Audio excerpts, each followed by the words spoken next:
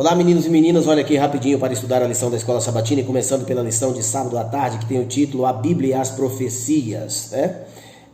As profecias estão presentes na Bíblia como uma confirmação da veracidade de tudo aquilo que a Bíblia apresenta, pois todas as vezes que se cumpre algo que a Bíblia já previa, não tem como negar, né, a veracidade e a autenticidade do que é apresentado pela Bíblia, né? Mas para compreender melhor a Bíblia e as profecias, nós dividimos a Bíblia em 5 partes, né? A primeira parte ela é composta pelos livros históricos. Como é que se entende um livro histórico? Do jeito que se lê. Por exemplo, ela está dizendo que é pau mesmo. Está dizendo que é pedra mesmo. Está dizendo que é água mesmo, né?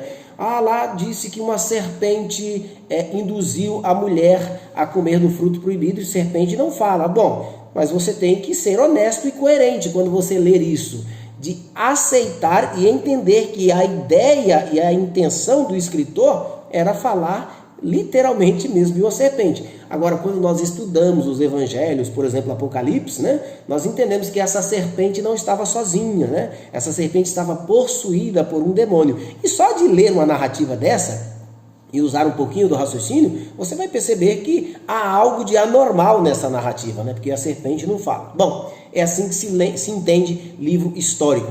Logo em sequência nós temos a segunda fase da Bíblia, a segunda parte da Bíblia, que é poesias, são os livros poéticos. Nem tudo que se lê nos livros poéticos se entende do jeito que se lê, né? E logo na sequência nós temos os livros proféticos, né? As profecias praticamente não se entende quase nada do jeito que se lê. Por exemplo, quando o profeta fala água, ele não quer dizer água, quer dizer povos, né? Quando ele fala dia, ele não quer dizer dias, né? Ele está se referindo a anos, né? Então, profecias é tudo meio que através de símbolos, né? Então, para entender os símbolos, temos que usar a própria Bíblia como um decifrador desses símbolos, né?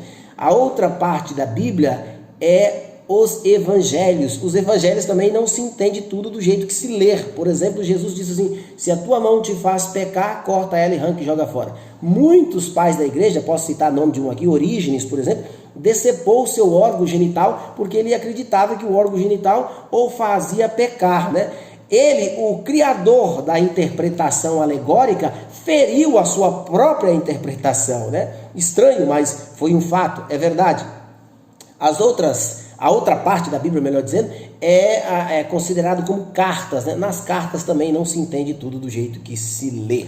Muito bem, mas na lição de domingo, nós vimos aí sobre os métodos que usamos para interpretar as profecias, ou os métodos que se usam, né, para interpretar as profecias. Assim como a gente divide a Bíblia em 5 fases, ou em 5 temas, as profecias também têm lá os seus métodos divididos, né, de como interpretá-las. O primeiro método é o método anglo-saxônico, o próprio nome já diz que é um método usado pela igreja anglicana, né?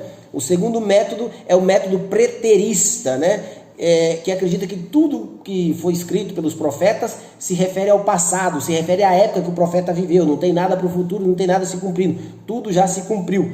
O outro método, que é o terceiro, é o método dispensacionalista. Esse método, o próprio nome já diz que método é um método que dispensa algumas partes da Bíblia, que é muito usado pelas igrejas populares da atualidade, né?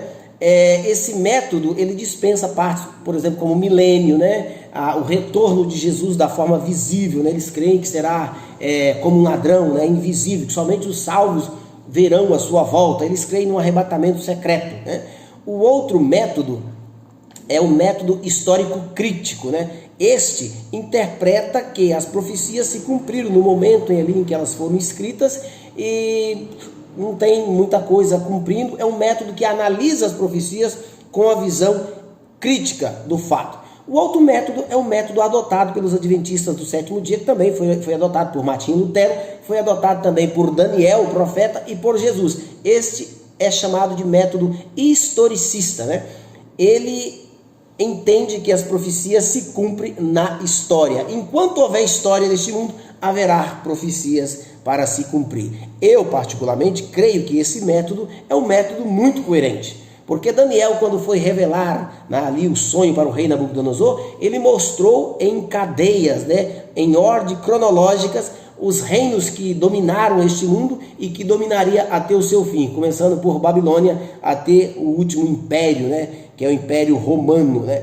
Ok, eu creio que é um método coerente e eu creio que é por este caminho que nós devemos seguir. Que Deus nos abençoe.